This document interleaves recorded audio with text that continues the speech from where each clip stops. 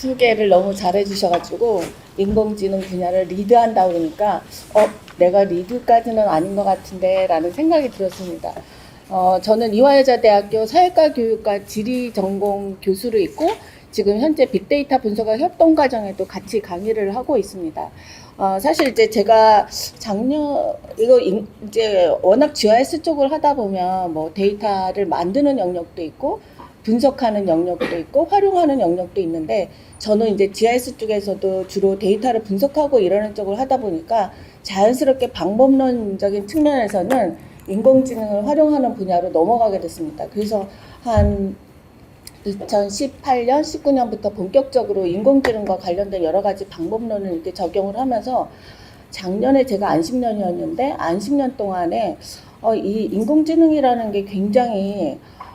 적용하는 분야도 되게 많고 활용할 수 있는 가능성도 되게 많고 모델들도 굉장히 많은데 내가 과연 이거를 좀 종합해서 리뷰 페이퍼 같은 걸 만들 수 있을까라는 생각이 들었습니다. 워낙 방대하고 적용하는 것도 많고 모델도 많기 때문에요. 그래서 작년에 안식년 동안에 그냥 마음 잡고 페이퍼를 열심히 읽고 또 연구실에서 연구했었던 걸 같이 엮어가면서 그렇게 정리를 한 내용을 토대로 발표를 드리는데 뭐 인공지능 분야를 리드한다라기보다는 제가 같이 공부했었던 거 그리고 올해 제가 S3 컨퍼런스를 갔다 왔는데 S3라고 하면 뭐 국내에서 여러 가지 평판이 있지만 그런 GIS 소프트웨어 대기업에서는 과연 인공지능이라고 얘기를 하는 게 어떻게 접목되고 있는지를 같이 소개를 하면 우리가 이 인공지능을 어떤 식으로 접목하고 받아들여야지 되는지에 대한 그런 아이디어를 줄 수 있지 않을까라는 생각을 가지고 발표를 하게 됐습니다. 그래서 너무 뭐 무거운 주제는 아니고 제가 뭐 학교 학생들을 대상으로 강의를 하는 게 아니기 때문에 무거운 내용보다는 실제로 이런 인공지능이 공간정보 분야에서 어떻게 활용되고 있나를 중심으로 소개를 하고 그리고 최근에 여러 기업들에서 적용하고 있는 인공지능에 대한 접근 방법 이런 거를 소개하는 시간을 갖도록 하겠습니다. 네. 그 인공지능에 대한 관심은 사실 이제 우리 챗 GPT 얘기하고 계시지만 그 전에는 이제 이세돌의 알파고 이슈가 있으면서 한번 크게 관심을 가졌다가 그쪽 분야에서 적용하는 것보다 라고 생각을 했다가 작년에 챗 GPT가 나오고 챗 GPT 4.5가 나오면서 이거는 내가 모든 일상생활에 영향을 미치는 분야구나 라고 모든 사람들이 관심을 갖게 된 것 같습니다. 학문적으로는 그 21세기에 인공지능이 급격하게 발전을 이루게 된 요인에 대해서 대용량의 빅데이터 그 다음에 뭐 통계학이나 경제학, 생물학, 인지과학 등 여러 분야의 그런 학문적인 그런 것들이 융합되는 거, 그 다음에 또 하나는 고성능 컴퓨팅 하드웨어의 발전, 이런 세 가지 요소가 21세기에 인공지능을 급격하게 발전시켰다라고 얘기를 하고 있습니다. 지오 AI라고 얘기를 하는 거는 이게 그냥 만들어진 이름은 아니고 학문적으로는 미국에서 2017년에 시그 스페셜이라는 인터내셔널 컨퍼런스 on Advance in Geographic Information System이라는 그 워크숍에서 지오 AI 워크숍이라는 워크숍이 처음 생기면서 지오 AI라는 게 이제는 하나의 학문 분야로 자리를 잡고 있습니다. 지오 AI라는 것은 지리학과 인공지능의 융합 학문 혹은 지리적 지식 발견을 위해 공간적으로 명시적인 인공지능 기술이라면서 지오 AI가 학문 영역으로 이렇게 자리 잡게 되는 것을 볼 수 있습니다. 그래서 이런 거에 근간을 두고 제가 컴퓨팅 하드웨어까지 설명을 하는 거는 조금 무리인 것 같고 공간 빅데이터에는 어떤 것들이 있고 AI 관련 기술에는 어떤 기술들이 있는지를 조금 설명을 드리고 실질적으로 지오 AI 활용은 제가 두 파트로 나눠서 설명을 드리고자 합니다. 하나는 지오 AI라는 게 다양한 분야에서 AI 기술이 어떻게 접목되고 있나를 설명을 드리려고 하고 있고 또 하나는 지오 AI 활용이라는 거는 그 지원 분야는 어시스턴트 역할이라고 볼 수 있는데 쉽게 얘기하면 챗 GPT 같이 그렇게 라지 랭귀지 모델을 기반을 해서 내 업무를 효율적으로 하는 분야 그리고 공간정보 분석을 언어 모델에 기반을 해서 하는 분야는 조금 약간 성격이 틀린 것 같습니다. 그래서 그 업무 지원이나 분석을 지원해주는 분야의 그 지오 AI 어시스턴트 역할은 어떤 식으로 접근이 되고 있고 발전되고 있는지를 설명을 드리도록 하겠습니다. 사실 공간 빅데이터라고 얘기를 하면 우리 쪽에서 우리는 뭐 영상도 있고 항공사진도 있고 뭐 행정구역별 통계 자료나 도로망 데이터나 토지 피복, 토지 이용도 굉장히 많은 데이터들을 갖고 있었습니다. 근데 이런 데이터들 외에도 최근에 약 20년 사이에 기존에 상상하지 못했던 다양한 유형들의 데이터들이 만들어지고 있습니다.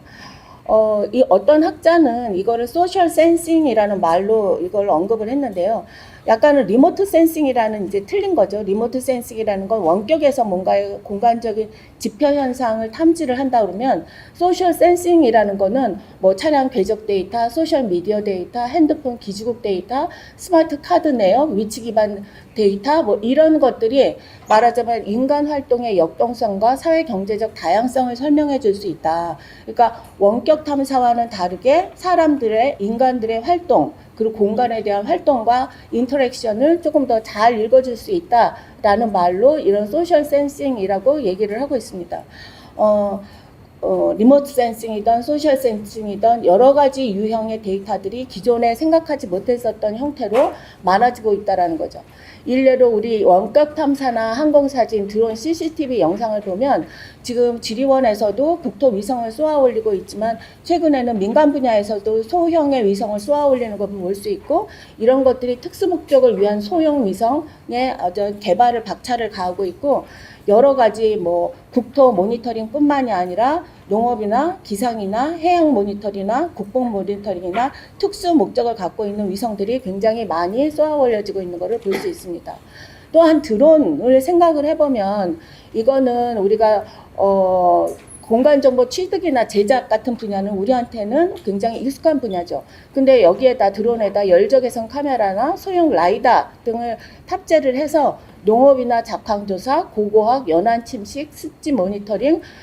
재난 재해 모니터링 등에도 활용되고 있는 것을 볼 수 있습니다.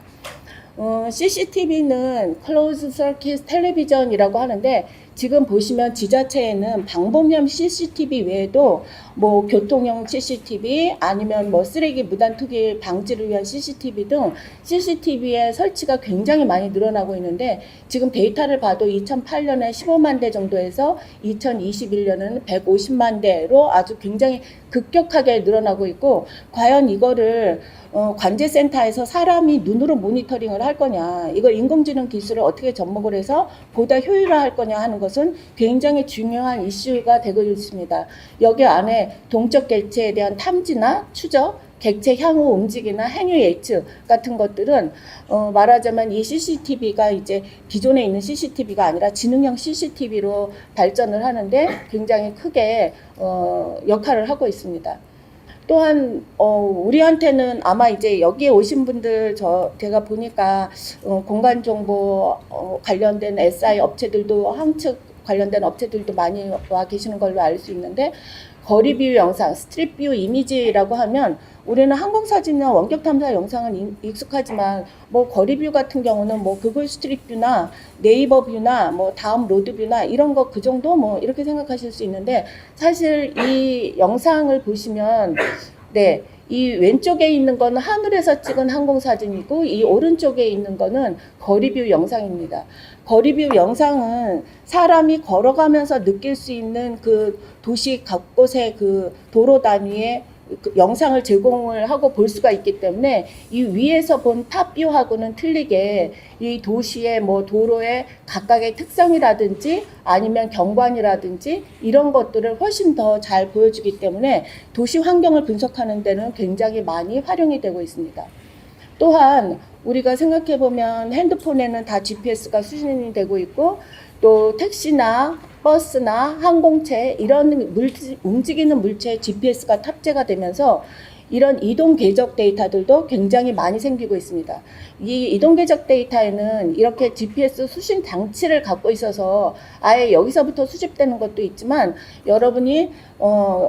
대중교통을 이용할 때 스마트 카드나 아니면 카드를 태그인하고 버스나 지하철을 타고 다시 태그아웃해서 나가면 그거를 동일한 아이디로 궤적을 연결을 하면 승차와 하차 그리고 내가 차를 어디서 얼마만큼을 바꿔 탔는지를 알 수 있기 때문에 이런 거를 통해서 궤적 데이터를 이동 궤적 데이터를 만들 수 있습니다. 그 모바일 기지국 데이터, SNS 데이터 이런 것들도 말하자면은 어떤 이런 우리가 기존에 상상하지 못했었던 데이터들이죠. 소셜 미디어 데이터도 물론 사람들이 나의 일상생활이나 내가 느꼈었던 것들을 보여주는 것도 있지만 재난이나 아니면 관광이나 코비드-19 같은 이런 상황에서는 사람들이 느끼는 재난 상황에서의 대처라든가 위기감 같은 것들을 모니터링하는 데는 굉장히 중요한 자료원으로도 활용이 될 수 있습니다. 또한 IoT도 마찬가지로 다양한 센서, 환경 센서들이 이렇게 부착이 되면서 정적인 공간 정보에 동적인 이런 IoT 3월 인터넷이 융합이 되면 공간 상황을 인지 예측할 수 있는 지능형 공간 구축이 가능할 거다라고 우리는 예견할 수 있습니다. 그래서 간단히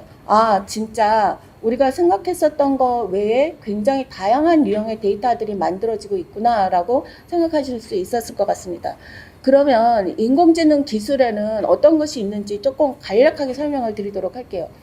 인공지능 기술은 사실은 우리가 데이터 분석한다라고 하면 기존에도 뭐 SPSS를 쓴다든지 SAS를 쓴다든지 R을 쓴다든지 하는 것들이 많이 있었고 우리가 쉽게 생각하면 엑셀에 숫자 형태로 된 데이터 처리는 뭐 덧셈, 뺄셈, 곱셈, 나눗셈, 합을 계산한다든지 그런 것들은 얼마든지 있었습니다. 근데 생각해보면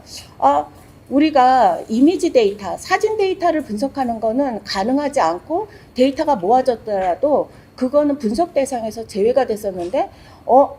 이미지 데이터를 처리를 할 수 있네 라고 하는 거는 인공지능 기술 발전에 있어서는 굉장히 혁신적인 계기를 이루었었고 특히 이제 그거와 함께 우리 쪽은 아니지만 자연어 처리라고 하는 텍스트 데이터를 분석하는 영역이 먼저 발전을 하고 이미지 데이터 처리하는 영역도 발전을 했습니다. 이 안에는 인공지능이라고 하면 컴퓨터를 통해서 이런 인간의 가진 지적 능력을 구현하는 기술이라고 총체적으로 얘기를 하고 있는데 그 안에는 머신러닝이나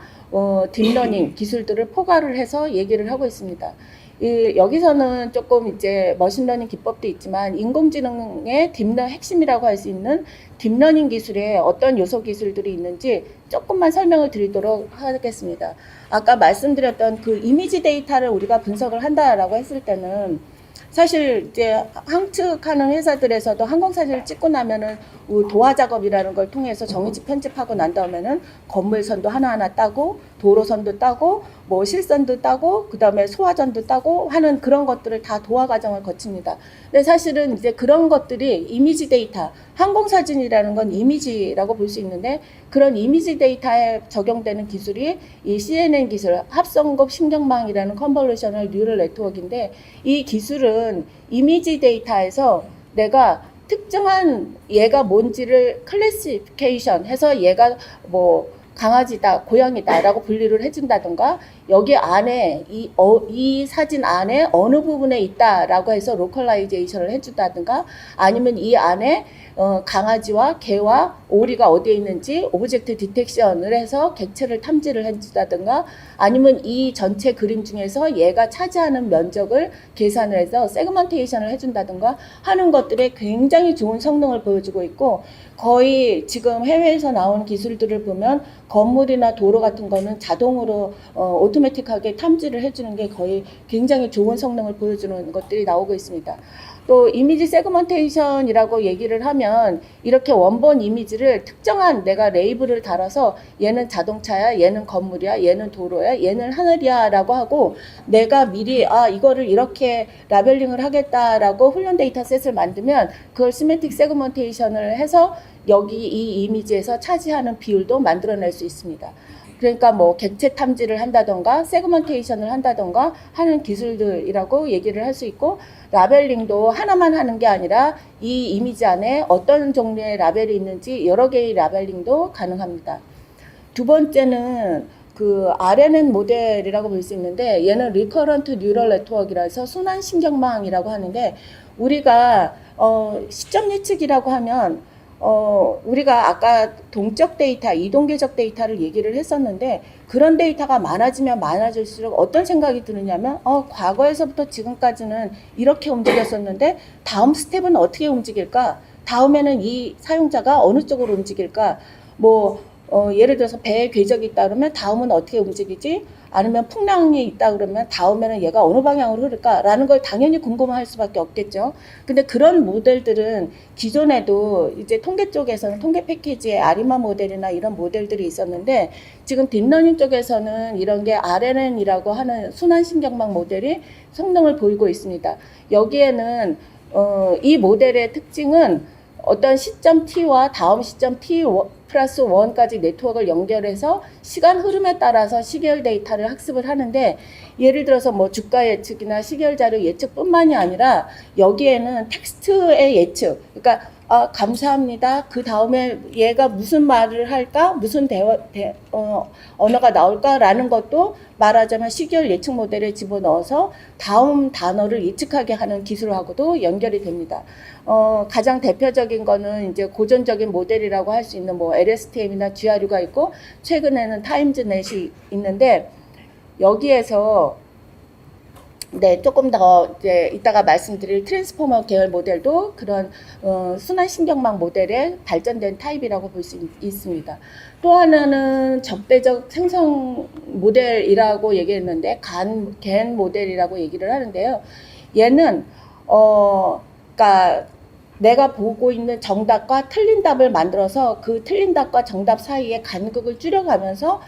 모델을 학습을 합니다. 이 모델은 특히 어떤 쪽에 그 성능이 좋게 나와지느냐면 우리가 구름 낀 영상에서 구름을 제거한다든지 아니면 가보지 않은 곳에서 가려진 영상들을 다시 이제 만들어낸다든지 저해상도 이미지를 고해상도 이미지로 바꾼다든지 데이터를 증강하거나 다른 스타일로 바꾸는데 활용이 됩니다. 아까 제가 그 순환신경망 모델을 말씀을 드렸는데 순환신경망 모델에서 그거보다 최근에 가장 핵심적으로 이제 딥러닝 모델에서 핵심을 이루는 모델은 트랜스포머 계열 모델이라고 할 수 있는데요. 얘는 2017년에 구글 AI팀에서 처음 발표가 됐는데 기본적으로는 순환신경망 모델이기는 한데 조금 더 구체적으로 설명을 하면 attention is all you need라고 그래가지고 그 과거에서 현재로 영향을 미치는 요소뿐만이 아니라 내 주변에 있는 것까지도 같이 그 관찰을 해서 얘의 미래를 예측을 하게 하는 모델인데 처음에 이 트랜스포머 계열 모델은 사실 언어 처리를 하는데 그 자연어 처리하는데 굉장히 성능이 좋게 그 만들어졌었고 여러분이 지금 잘 알고 계시는 챗 GPT도 트랜스포머 계열 모델에 바탕을 두어서 만들어진 라지 랭귀지 모델이라고 할 수 있습니다. 그런데 이게 자연어 처리의 성능을 보였었는데 최근에는 이 챗 GPT 트랜스포머 모델이 비전 분야에도 굉장히 좋은 성능을 보이면서 비전 트랜스포머라고 하는 그 비전 분야의 트랜스포머를 쓰는 요 모델이 나오고 있는데 제가 여기 광란의 20대라고 하는 거는 제 스스로도 이거 페이퍼를 읽으면서 너무 재밌다라고 생각이 돼서 그냥 인용을 했는데 광란의 20대라 할 만큼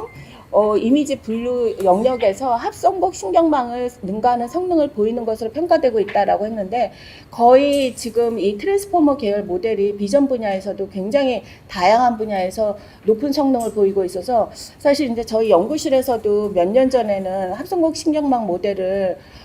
기존에 있는 VGG 넷이라든지 인셉션 V3에 3를 쓴다든지 이런 것들을 썼는데 모델을 다 비전 트랜스포머 계열 모델로 다 업그레이드를 하느냐고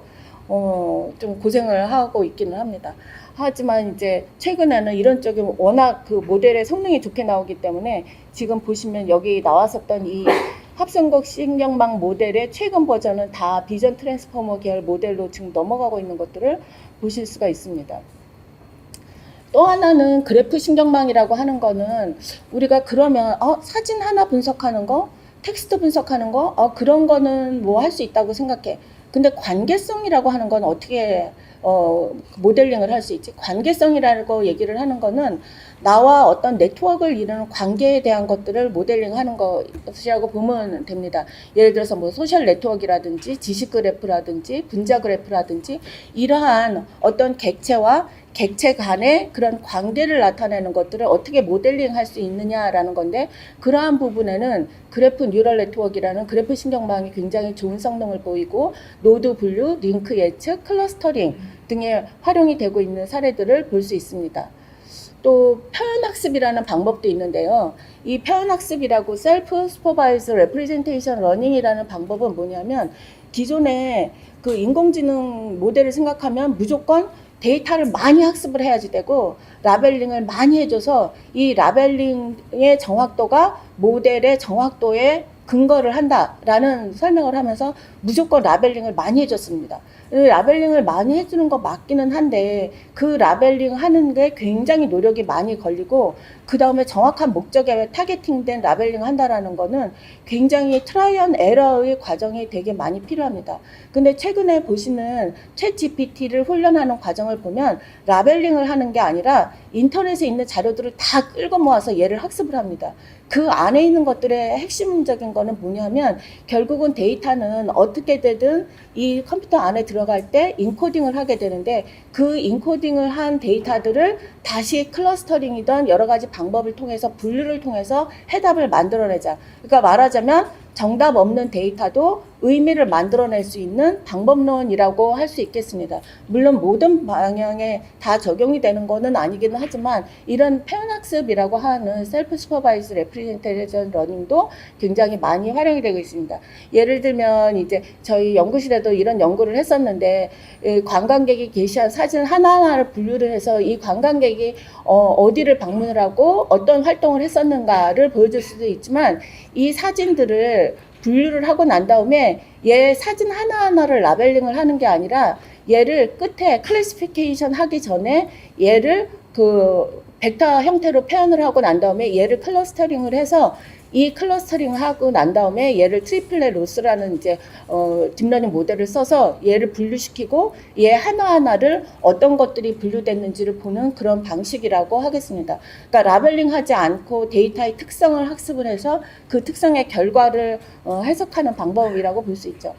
그래서 그 인공지능 모델은 사실은 이제 지금 보시는 것처럼 머신러닝, 뭐 R 기반으로 한 머신러닝이 굉장히 발전을 했었고, 그 이후에는 CNN이나 RNN이나 겐 모델 같은 것들이 발전을 했었는데, 2017년에 트랜스포머 계열 모델이 만들어지고 난 이후에는 거의 지금은 뭐 GPT, 벌트 얘기를 하는데, 트랜스포머를 기반으로 한 텍스트 분석이나 비전 기반 분석이나 하는 것들이 거의 이쪽으로 넘어가고 있는 그런 추세다라고 보시면 될 것 같습니다. 그래서 기술에 대한 거를 간단히 설명을 드렸고요. 그러면 이제 좀 본격적으로 지오 AI 활용을 설명을 드리도록 하겠습니다. 이 활용 사례는 너무나도 많지만 간략하게 그림 위주로 설명을 드리도록 하겠습니다. 지금 뭐 국토나 환경 모니터링에는 우리가 토지 피복 분류 같은 거 생각해 볼 수 있죠. 농업에서는 병충해 탐지나 재배 작물 분류, 수계 확인, 잡초 확인, 수확량 예측, 과수 개수 확인, 최근에는 로봇하고 연결을 해가지고 당도 높은 것만 로봇이 감지해서 따는 이런 것들 갖고도 접목이 되고 있는데, 이런 작황 변동 상황 관측이나 예측, 농업, 또 산사태 피해지 탐지, 태풍 피해 분석, 지진 건물 탐지, 뭐 이런 것들이 굉장히 많은 영역에서 활용이 되고 있습니다. 토지 피복 분류, 그다음에 산불 변화 탐지, 그다음에 다중 분광 영상에서 변화 지역 추출, 양파나 마늘 재배지 분류를 한다든지, 네, 드론에서 그 산불이 일어날 것 같은 열화상 센서를 달아서 온도를 감지를 하고, 어느 지역쯤에 얘가 그 산불이 일어날 것 같은지를 감지를 하고, 그것뿐만이 아니라 드론에다가 그 소화탄을 탑재를 해서 거기에다가 소화탄을 떨어뜨리는 정도까지 지금 발전하고 있는 것을 볼 수 있습니다. 도로에서 자동으로 이렇게 도로에 있는 크랙 같은 거를 탐지를 한다든가, 쓰레기 모니터링 같은 것도 아주 일반화돼서 굉장히 많이 활용이 되고 있고, 건물 외곽선 탐지나 자동차의 도로 탐지 같은 것들도 굉장히 많이 활용되고 있는 그 위성 영상, 드론 영상, 항공사진 영상 분야의 활용 사례라고 볼 수 있습니다. 도시 연구에서는 사실은 이제 항공사진이나 위성 영상에서 보는 건 탑 탑다운으로 보는 거기 때문에 한계가 있어서 이런 거리뷰 영상이 많이 활용이 되는데요. 지금 이런 스트릿뷰 데이터를 시멘틱 세그먼테이션을 하면 여기에서 사람, 뭐 자동차, 버스, 트럭, 밴, 바이시클, 뭐 그다음에 로드, 사이드워크, 트리, 스카이, 뭐 애쉬캔 이런 것들을 감지를 하면서 이 거리가 얼마나 쾌적한지 아닌지, 그다음에 뭐 거리의 환경이라든지 가로 수준이라든지 이런 것들을 탐지를 하는데도 많이 활용이 되고 있습니다. 예를 들면 이 연구에서는 이 거리 영상을 활용을 해서 지금 보면 도로의 그 퀄리티, 가로의 물리적인 수준이 이 로우 퀄리티라고 하는 데는 이렇게 퀄리티가 낮고 상대적으로 여기는 좋은 퀄리티를 보이고 있는데, 거리 영상의 딥러닝 기술을 이용을 해가지고 상대적으로 좋지 않은 것들도 이렇게 탐지가 가능합니다. 저희가 연구했었던 거는 이제 전주시의 거리 영상 데이터를 가지고 물리적인 보행 환경을 분석을 하면서 물리적 보행 환경이 그 상대적으로 좋은 것과 그렇지 않은 것을 이렇게 파란색은 나쁜 것, 상대적으로 좋은 것은 빨간색으로 되어 있는 것들을 보실 수 있고, 사실 이제 신시가지나 도심 같은 데는 이렇게 좋지만 구시도시 같은 데는 도로변은 좋게 나타나지만 도로의 이면 도로라든지 이런 것은 이렇게 파랗게 물리적 환경이 좋지 않은 것들을 굳이 가보지 않아도 이렇게 데이터 분석을 통해서 알 수 있는 것들을 볼 수 있습니다. 또 감성 분석이라고 하면 사람들이 뭐 텍스트를 올리거나 사진을 올리거나 동영상을 올리는데, 이런 분야에서는 데이터를 하나만 분석을 하는 게 아니라 멀티 소스를 이용을 해서 말하자면 이미지도 분석하고 텍스트도 같이 분석을 해서 사람들이 느끼는 이런 사용자 생성형 콘텐츠를 같이 분석을 할 수 있습니다.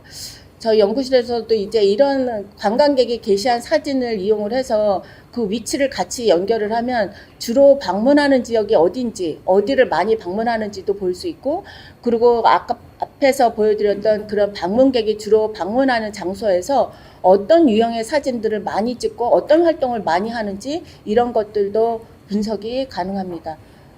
네. 또 하나는 이런 거리 영상을 이용을 해서 어떤 것도 볼 수 있느냐면, 지금 왼쪽에 보시면 세이프티, 그 다음에 라이블리니스, 그 다음에 뭐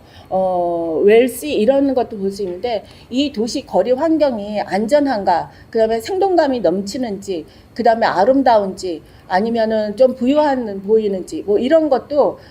지금 보시면 왼쪽은 점수가 낮고 오른쪽은 점수가 높다라고 평균되는 이런 것들인데, 이러한 영상에 대한 거를 분석을 통해서 이거를 가로 단위로 시각화를 하면, 지금 보시면 얘는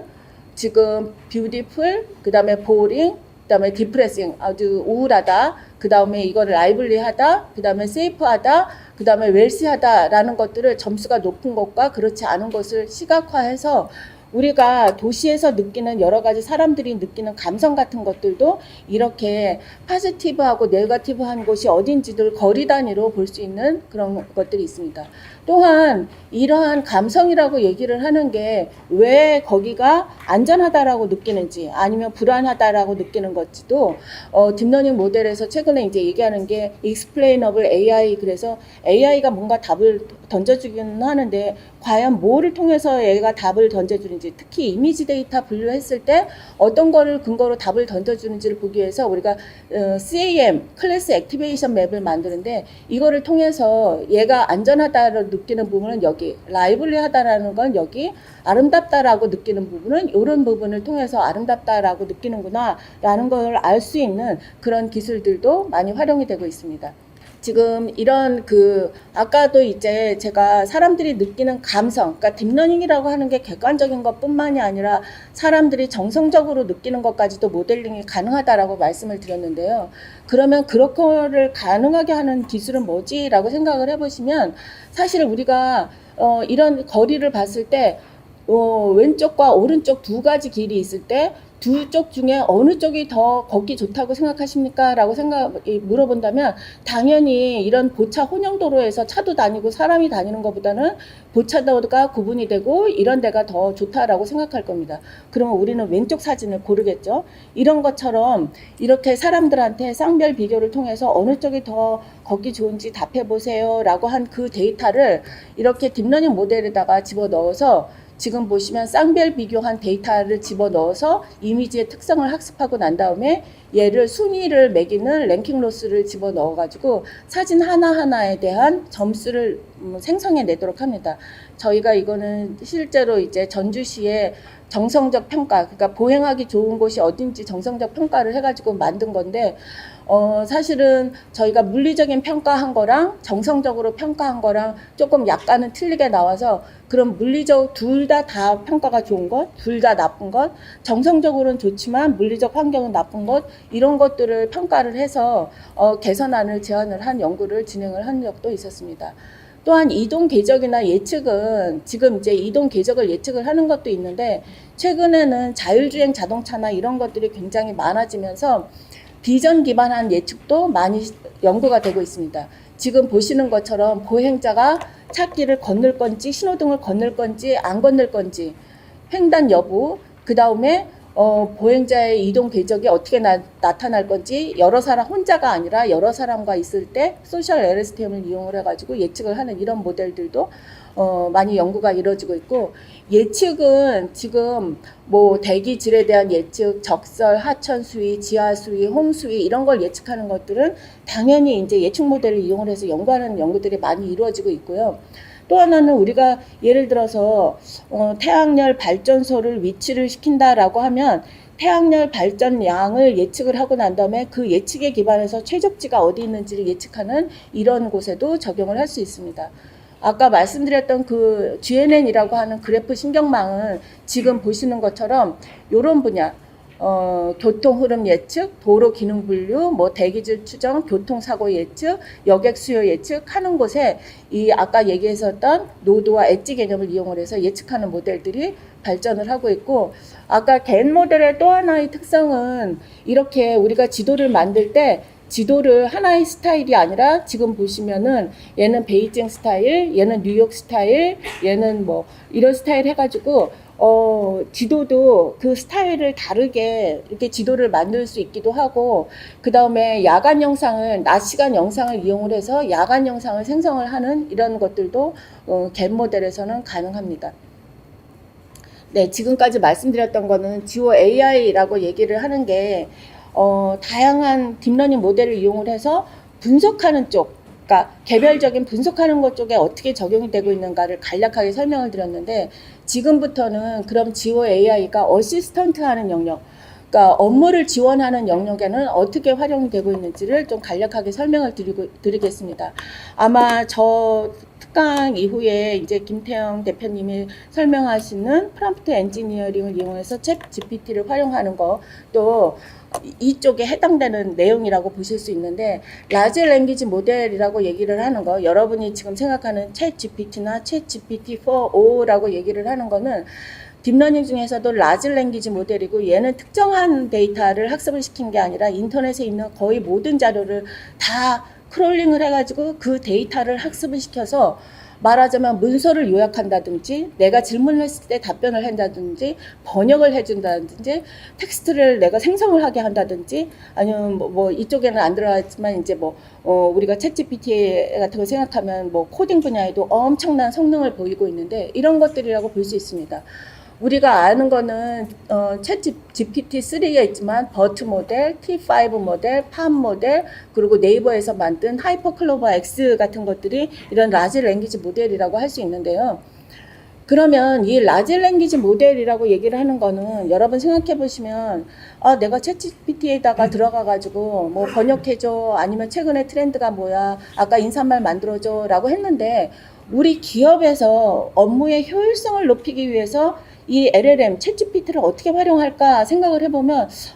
그런 일반적인 거 말고 우리 회사에서 많이 쓰고 있는 데이터나 데이터베이스나 아니면 우리 도메인에서 필요한 난리지를 조금 얘가 더 많이 학습을 해서 업무의 효율성을 꾀할 수 있었으면 좋겠다라고 누구나 생각할 거예요. 그 분야가 말하자면 여기서 보시면 LLM을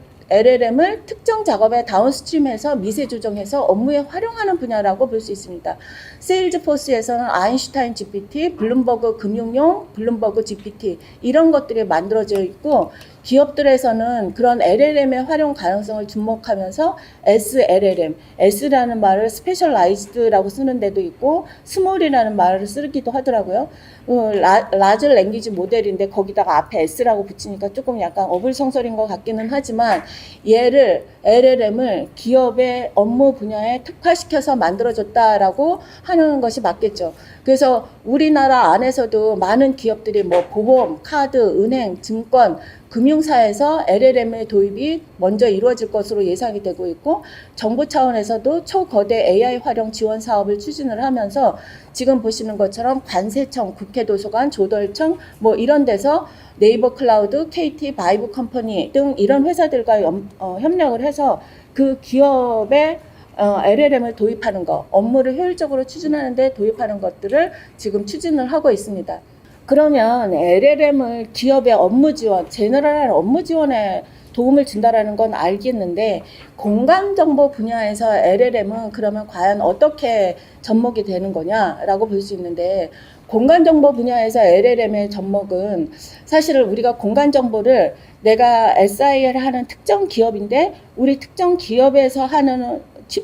업무를 효율적으로 하기 위해서 LLM을 특화시켜서 만들겠다라는 거 말고 지금 국내 SI 하는 기업들에서 보면 나름대로의 소프트웨어나 아니면 오픈소스 모듈들을 갖고 있는데 그런 오픈소스를 조금 더 내가 기능을 하나하나 몰라도 그냥 사용자들이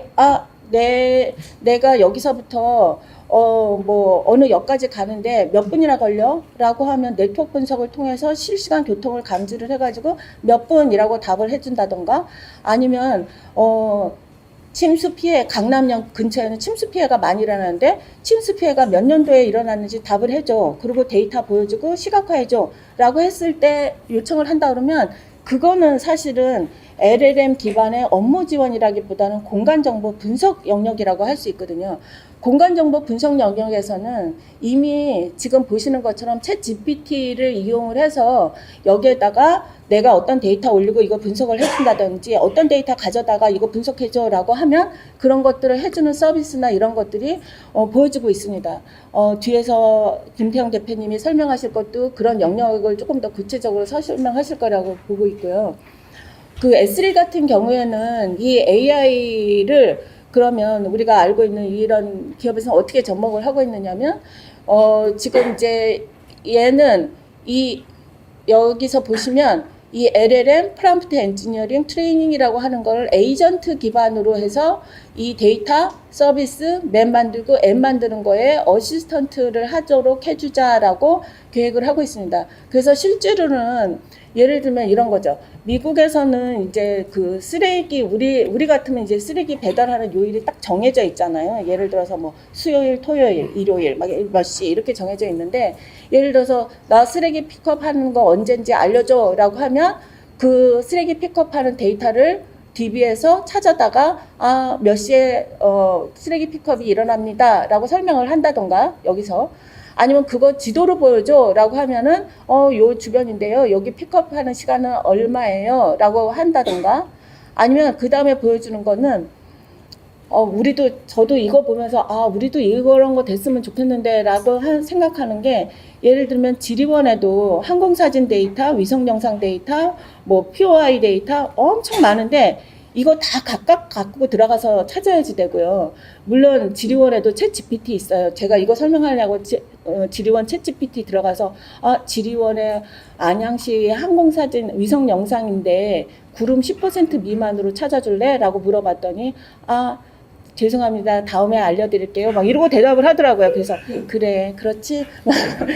그랬는데 물론 이제 데모는 데모이고 데모가 현실로 되는 거는 또 다른 영역이라고 생각하게 하긴 합니다. 여기는 이제 그 워싱턴 DC에 있는 걸 지금 전체를 다 하는 건 아니고 워싱턴 DC에 있는 그 카운티랑 S3랑 같이 작업을 해서 갖고 있는 데이터를 허리케인 일어난 데이터를 DB에 있는지 검색해줘 라고 하니까 이제 얘가 허리케인 관련해서 스톰 관련 데이터 있었던 거는 언제 거 데이터가 이렇게 있습니다 라고 이제 검색해서 결과를 알려주고요. 그 검색한 거를 지도로 시각화해줘 라고 했더니 지금 이제 허리케인 발생했었던 걸 시각화해서 지도로 나타내주고 그리고 이거 트렌드 분석해줘 그랬더니 이걸 트렌드 분석하는 어널리시스 차트를 같이 해서 보여줬습니다. 여기 안에는 제가 얘기하고 싶은 거는 이렇게 보여주는 거는 이 말로 했을 때 얘 안에 보여주는 거는 결국은 이 안에 얼마만큼의 기능들을 유연하게 할 수 있는 게 탑재되어 있느냐에 굉장히 디펜던트 하다는 거죠. 기능 자체도 물론 오픈소스로 여러 가지 기능들이 많이 있지만 기존에 우리가 공간정보 분석에서 알고 있었던 뭐 버퍼 분석, 중첩 분석, 뭐 틴 분석 아니면 지형 분석 요 정도 수준이 아니라 아까 제가 말씀드렸던 인공지능 기술을 이용한 여러 가지 분석들이 공간정보 분야에 접목될 수 있는 것들이 더 미리 준비가 돼 있다면 이런 답변이 훨씬 더 지능적이고 효율적으로 사용자 맞춤형으로 만들어질 수 있을 거라고 생각을 합니다. 그래서 사실은 이런 라지 랭귀지 모델을 분석해서 자연어 처리 기반으로 하는 것도 중요하지만 또 병렬적으로 중요한 거는 아까 얘기했었던 지오 AI 분석 기능 그게 패러렐하게 같이 발전을 이루어야지 된다라는 생각이고요. 물론 이제 지금 벌써 맵 GPT 뭐 이런 것들이 나와가지고 그러니까 앱으로 서비스하는 이런 모델들도 나오고 있습니다. 향후 전망이라고 하면서 제가 조금 이제 마지막으로 한두 가지만 설명을 드리고 마무리를 하려고 생각을 하고 있는데 그 LLM이라고 얘기를 하는 거는 이제 LLM도 일종의 파운데이션 모델이라고 얘기를 하는데요. 파운데이션 모델이라고 얘기를 하는 거는 자연어 처리뿐만이 아니라 다양한 분야의 태스크를 수행을 하기 위한 기반이 되는 모델이라고 볼 수 있고 다양한 다운스트림 작업에 맞게 미세 조정해서 만들 수 있는 것이라고 볼 수 있습니다. 자연어 처리뿐만이 아니라 컴퓨터 비전이나 음성인식, 멀티모달 등에 적용이 되기 때문에 말하자면 GPT-3나 GPT-4.5나 클립이나 우리가 달리를 통해서 여러 가지 이미지를 생성을 하고 있는데 이런 것도 파운데이션 모델 중에 일종이라고 볼 수 있죠. 그러면 LLM이라는 것도 자연어 처리에 기반한 파운데이션 모델에서 이거를 가져다가 기업에서는 자기 업무 영역에 맞춰서 작은 모델을 만든다고 그랬는데 그러면 이미지 분야의 파운데이션 모델은 뭐가 있을까라고 보면 우리가 SAM이라는 모델이 있습니다. 세그먼트 애니싱 모델이라고 해서 사실 제가 시메틱 세그먼테이션을 이용을 해서 이런 거 분류할 수 있어요 라고 설명을 드렸지만 그거의 뒷단에는 시티스케이프라고 해서 거리 이미지를 30개 클래스로 분류할 수 있도록 훈련을 시키거나 AD20K는 150개 클래스로 그러니까 분류를 해서 훈련을 시킬 수 있도록 했는데 저도 연구를 하다 보니까 거기서 정해지는 150개 클래스나 30개 클래스 말고 나 이거 조금 더 시메틱 세그먼테이션 하고 싶은데 라고 하는데 예를 들어서 쓰레기나 그래비티 같은 거 하고 싶은데 그거 하나 하려니까 이게 노력이 엄청나게 드는 거예요. 근데 이제 이런 모델들은 세그먼트 애니싱이라는 용어에서도 나타나는 것처럼 분류를 굉장히 다양하게 할 수 있게 이렇게 만든 비전 분야의 파운데이션 모델이라고 할 수 있고 이거는 메타에서 만든 건데 이거는 뭐 1100만 개 이상 이미지에서 10억 개 이상의 마스크로 훈련이 된 RGB 이미지를 활용해서 훈련이 됐는데 그렇기 때문에 물론 이거 가져다가 하면 100% 잘 됩니다 하는 건 아니고 그거를 조금 모디파이하고 영역에 맞춰서 작업하는 것들은 필요하지만 이런 모델이 만들어져 있고 이 샘 모델에 기반을 둬서 샘 로라라고 하는 Fine Tuning SAM using Low Rank Adaptation 그래서 얘를 조그만 수의 훈련 데이터만으로도 얘를 훈련을 시켜서 성능을 높게 나타낼 수 있는 그런 방법론들이 만들어지고 있습니다. 또 하나는 프리비라는 거는 파운데이션 모델 for Earth Observation 데이터인데 얘는 나사랑 IBM이 공동 개발해서 랜셋 데이터랑 센티널 데이터를 이용을 해가지고 이 30m 공간 해상도를 갖는 데이터를 뭘 하느냐면 농작물 분류 그 다음에 이런 화재 그 산불 감지나 이런 것들 그 다음에 플러드 매핑 분야에 좋은 성능을 보이고 있는데 말하자면 나사랑 IBM이 만들면서 30m 공간 해상도를 만들었기 때문에 당연히 이 모델이 굉장히 파운데이션 모델이고 조금만 우리가 모디파이를 하거나 전이학습을 시키면 이게 될 수도 있을 것 같은데 사실은 이게 영상에 굉장히 디펜던트 하기 때문에 우리나라 국토 위성 영상이라든지 드론 영상에는 이거 써봤는데 그거보다는 조금 더 다듬을 게 되게 많네 라고 할 수 있고 또 하나는 이제 우리나라 고유의 업무 영역이 있기 때문에 그 업무 영역에 맞는 파운데이션 모델을 만들어서 지자체 등에서 쉽게 쓸 수 있도록, 예를 들어서 불법 모아 건물 탐지라든지 개발 제한 구역에 불법으로 탐지되는 건물이라든지 이런 것들을 하는데도 활용할 수 있겠다. 우리 특성에 맞는 파운데이션 모델을 만들 수 있겠다라는 것들이 생각될 수 있고, 얘는 클라이맥스는 클라임 포캐스팅 파운데이션 모델인데 마이크로소프트가 개발한 날씨 기후 분야의 파운데이션 모델입니다. 공통적으로 보시면 알겠지만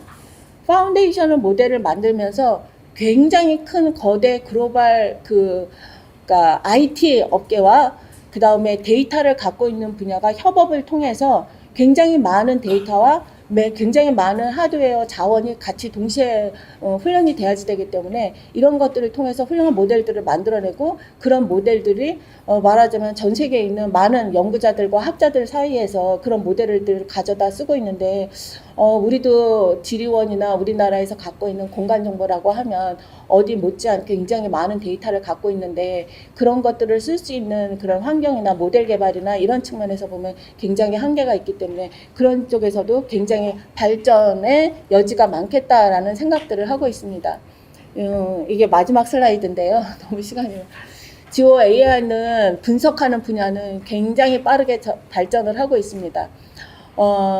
최근에는 오토 ML, 오토 DL까지로 해서 모델들이 굉장히 많은데 최종 모델이 뭔지 자동으로 알려주기도 하고요.